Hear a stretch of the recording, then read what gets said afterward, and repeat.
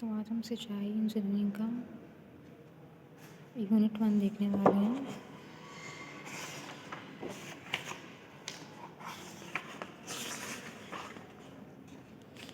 तो यूनिट 1 में पहला टॉपिक है हमारा कि सिंचाई इंजीनियरिंग किसे कहते हैं, यानी कि इरिगेशन इंजीनियरिंग या सिंचाई अभियांत्रिकी। यह इंजीनियरिंग की वह शाखा होती है जिसके अंतर्गत जल स्रोतों से पानी लेकर खेतों तक पहुंचने वाले माध्यमों का निर्माण, अभिकल्पन, नियंत्रण व मरम्मत का अध्ययन किया जाता है। उसे हम क्या कहते हैं? सिंचाई इंजीनियरिंग कहते हैं। नेक्स्ट टॉपिक आ जाता है हमारा सिंचाई की आवश्यकता हमें क्यों पड़ी। फसलों को उगाने के लिए, जैसे कि हमारी खेती होती है, गेहूं की हो गई या फिर धान की हो गई, तो उसमें हमें क्या होता है, एक आवश्यकता के अनुसार, उस फसल की नीड के अनुसार जो हमें पानी चाहिए होता है। तो पहले साधन कोई नहीं थे, अब तो बहुत लोग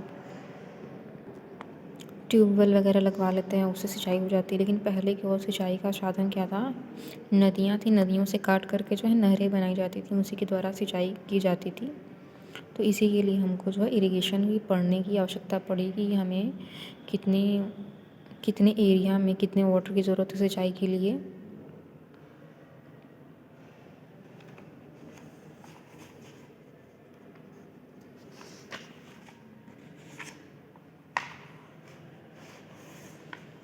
फिर यहाँ पे अगला हमारा जो इम्पोर्टेंट टॉपिक है वो है सिंचाई प्रणाली।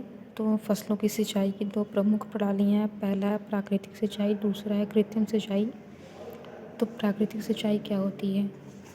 प्राकृतिक सिंचाई वर्षा द्वारा होती है। इस प्रकार की सिंचाई में कोई विशेष प्रकार की व्यवस्था करने की आवश्यकता नहीं पड़ती। इस प्रकार की सिंचाई सस्ती व आसान होती है। प्राकृतिक सिंचाई को दो भागों में विभाजित किया गया। पहला है वर्षा द्वारा सिंचाई, दूसरा है बाढ़ आप्लावन सिंचाई। तो वर्षा द्वारा सिंचाई जो है, वर्षा जल अपने आप पूरी फसल को सिंचित करता है। वर्षा जल एक निश्चित समयांतरण में ही पर्याप्त हो पाता है। इसी के अनुसार फसलों का उत्पादन करना पड़ता है।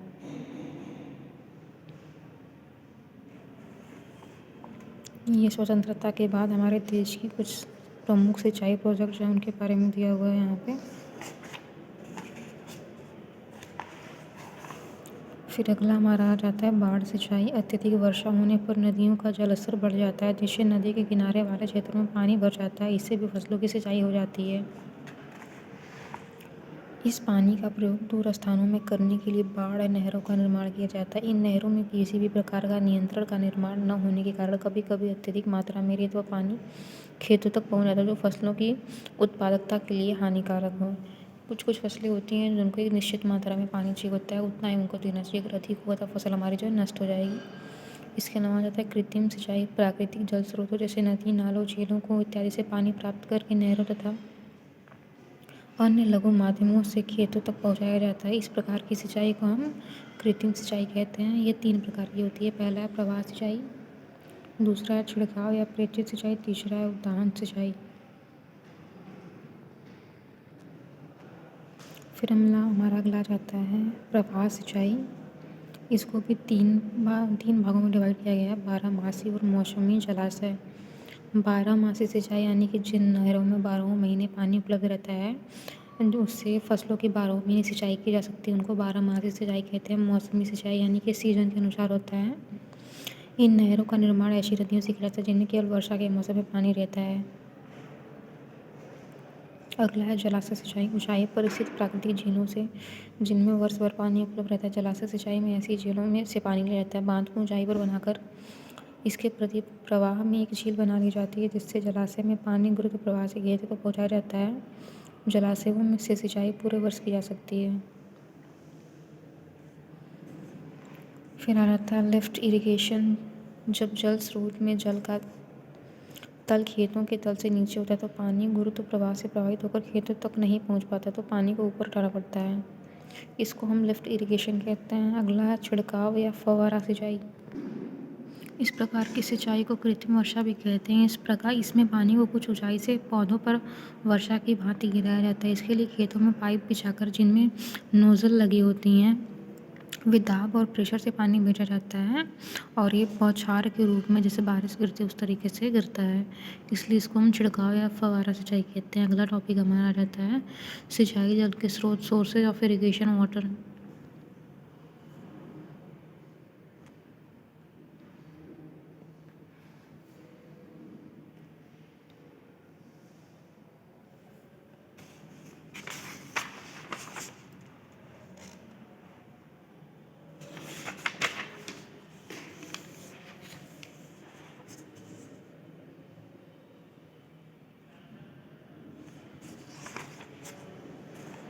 तो हमारा इसके स्रोत क्या क्या होंगे? पहले तो अगर वर्षा का जल, फिर झीलों का, नदी नालों का, नहरों में जो पानी नदियों द्वारा इकट्ठा किया जाता है, इसके अलावा डैम्स में जो पानी स्टोर किया जाता है। इसके अलावा माना जाता है सिंचाई इंजीनियरिंग का कार्य क्षेत्र। पहला है सर्वोत्तम सिंचाई जल के स्रोत का चयन करना। सिंचाई जल स्रोत में सुधार तथा पानी को बाहर निकालना। यदि स्रोत में 12 महीने तक पानी रहता है तो जल का भंडारण करना। सिंचाई जल को सुव्यवस्थित ढंग से किया जाए तो पहुँचाना। पानी का फसलों की सिंचाई के लिए सही ढंग से प्रयोग करना।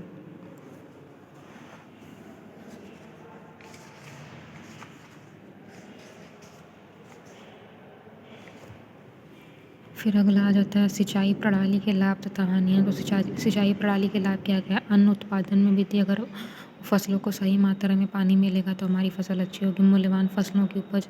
मूल्यवान फसलें जैसे कपास, तंबाकू, गन्ना आदि फसलों भी अच्छी मात्रा में उत्पादित की जा सकती है यदि सिंचाई जल की उचित व्यवस्था की जाए। इसके अलावा राजस्व में बढ़ोतरी। जब हमारी फसल अच्छी होगी तो हमारे राजस्व में ऑलरेडी बढ़ोतरी होगी। अकाल तथा सूखे से बचाव होगा। बिजली उत्पादन, पन बिजली उत्पादन। सिंचाई परियोजना में बांध व नहरों के प्रपातों का निर्माण किया जाता है जिससे पन बिजली का उत्पादन किया जाता है। दर्शनीय स्थलों का विकास। तालाबों और नहरों के तटों पर घाटों व अन्य प्रकार के निर्माण करके नहाने, तैराकी तथा मनोरंजन के स्थल विकसित किए जा सकते हैं। अब अगला दे दिया है इसका लाभ। जलग्रस्तता। जिन क्षेत्रों से नहरें निकाली जाती हैं वहाँ के आसपास के क्षेत्र में भूमि में जल की मात्रा बढ़ जाती है जिससे भूजल का स्तर ऊपर आ जाता है। जल निकासी में बाधा। बिना उपयुक्त व्यवस्था व योजना के बनाई गई सिंचाई नहरें उस क्षेत्र की प्राकृतिक जल निकासी में बाधक सिद्ध होती हैं। मच्छरों की उत्पत्ति। अगर पानी स्टोर रहेगा तो उसमें मच्छर पनप जाते हैं जिससे बहुत तरह तरह की बीमारियां होने लगती हैं। महंगी प्रणाली। नहरों के निर्माण के लिए सर्वेक्षण, अभिकल्पन और निर्माण की प्रक्रिया बहुत महंगी है जिसके लिए किसानों से अधिक कर की वसूली की जाती है। शीलन के कारण स्वास्थ्य पर कुप्रभाव। आवश्यकता से अधिक जल प्राप्ति कर पौधों के स्वास्थ्य पर बुरा प्रभाव पड़ता है जिससे फसल की पैदावार कम हो जाती है। तो ये सब कुछ लाभ और हानियाँ थे सिंचाई इंजीनियरिंग के।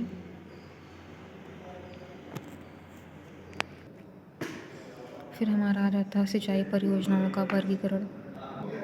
इसका वर्गीकरण निम्न आधारों पर किया गया है। प्रवाह के आधार पर, कार्य के आधार पर, उद्देश्य के आधार पर, सिंचित क्षेत्र के आधार पर, आर्थिक लाभ के आधार पर। तो ये सारे जो है इसके वर्गीकरण है। प्रवाह के आधार पर वर्गीकरण भी 2 प्रकार से किया गया है। गुरुत्व नहर अथवा प्रवाह सिंचाई पद्धति लिफ्ट द्वारा। इसमें क्या होता है, इस पद्धति में सिंचाई जल सतही स्रोत जैसे जलाशय एवं बारहमासी नदियों से प्राप्त किया जाता है। यह पानी गुरुत्व के अधीन नहरों से प्रवाहित होकर खेतों तक पहुँचता है। लिफ्ट सिंचाई में इस पद्धति में पंप द्वारा पानी को पहले उपयुक्त ऊंचाई तक उठाया जाता है फिर इसे नहरों तक खेतों में पहुंचाया जाता है।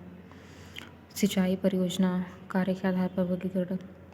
भंडारण जलाशयों से नहरों तथा खेतों तक पानी पहुंचाने की योजना सिंचाई परियोजना कहलाती है। जल निकास परियोजना किसी क्षेत्र से जल भराव को दूर करने वाली परियोजना जल निकास परियोजना कहलाती है। यह प्रत्यक्ष रूप से फसलों का उत्पादन बढ़ाने में सहायक होती है। भूमि सुधार परियोजना जल लग्न व क्षारीयता के उपचार हेतु बनाई गई परियोजना भूमि सुधार परियोजना कहलाती है।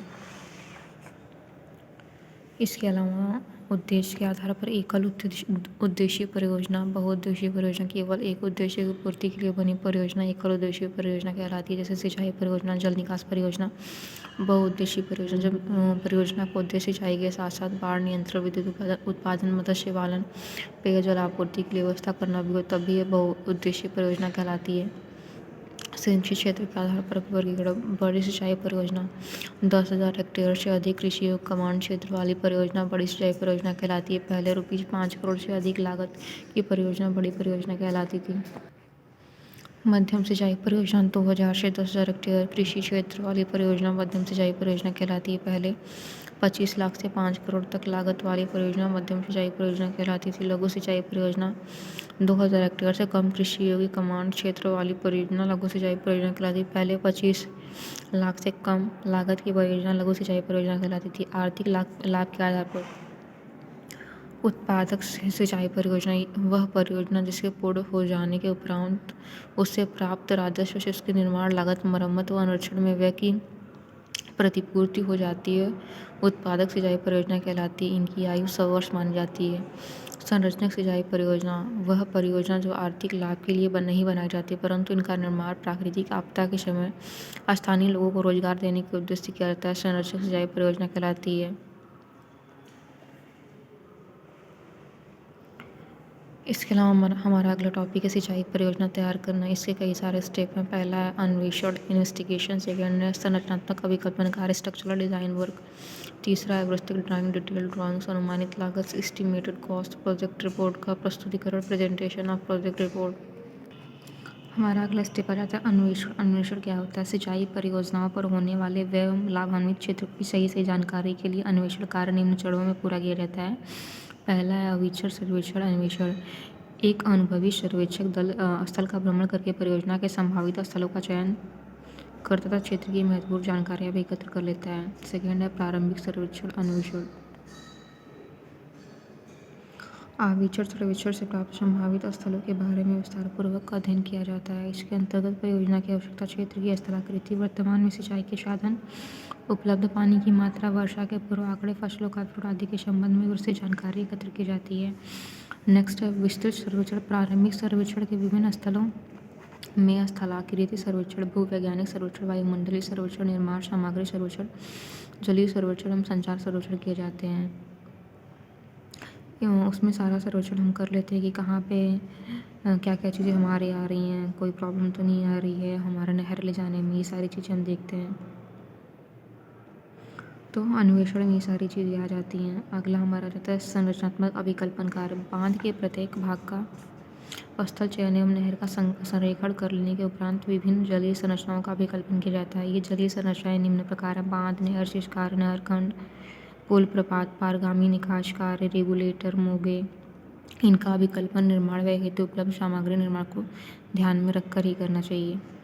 अगला है हमारा विस्तृत ड्राइंग। जलीय संरचनाओं के अभिकल्पन के उपरांत उनकी विस्तृत ड्राइंग तैयार की जाती है। प्रमुख ड्राइंग निम्न प्रकार है: पहला आस्थल नक्शा, दूसरा समोच्च नक्शा, तीसरा अपवाह नक्शा, चौथा सिंचित क्षेत्र नक्शा, पांचवा निर्माण कार्य की विस्तृत ड्राइंग, छठवां है नहरों के अनुदैर्ध्य एवं अनुप्रस्थ सेक्शन नक्शे।